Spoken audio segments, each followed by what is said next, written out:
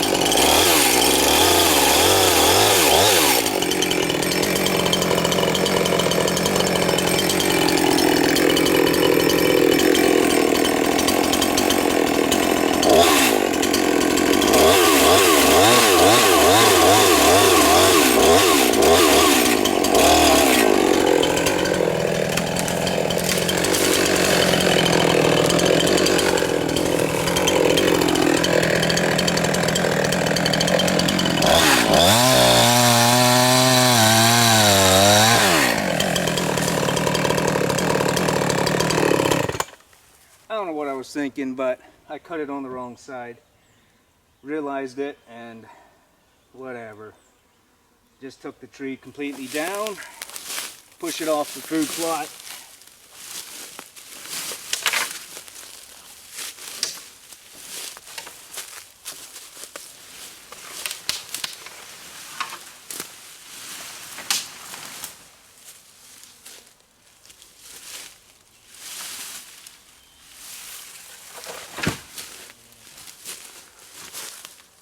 Still throw it over that deer trail, and maybe they'll jump over at this side.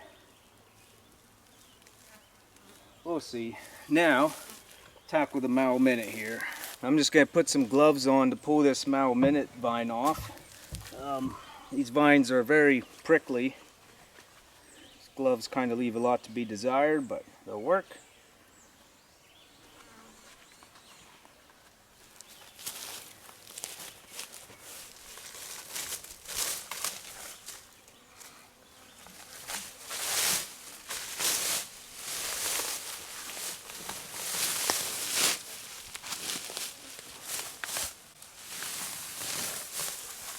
Mallow minute, stilt grass, it's all nasty stuff.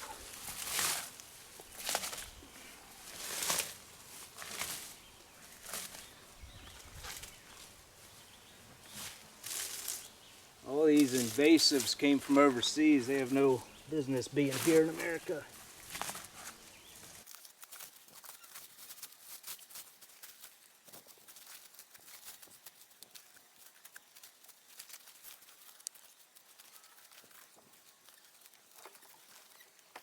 And there we go. Yeah, a bunch of ferns around it as well, and this mallow minute is just traveling over top of the ferns right to the tree. So got everything cleared away for now, and what needs done is just spray this and spray it and spray it. Easier said than done, but overall I'm pleased with the tree. It's being subjected to the mallow minute vine as it was. It's doing all right. It's bearing fruit, and it's growing nice and straight. It's not branching out as much as that other one I showed you that's real tall. That tree is branching out more down lower. It's a different kind. So yeah, I would say overall I'm pleased. So yeah, I think this tree is going to do well. It's going to survive. I'll have to get on these vines a little sooner next year. They're going to come back. They should be sprayed. I might be able to get that done here in a bit. But there's always so much going on throughout the year, and you just got to prioritize things if you want to make your trees healthier and grow better. But that's nasty stuff. All these invasives came from overseas. They don't belong here in America, but we got them.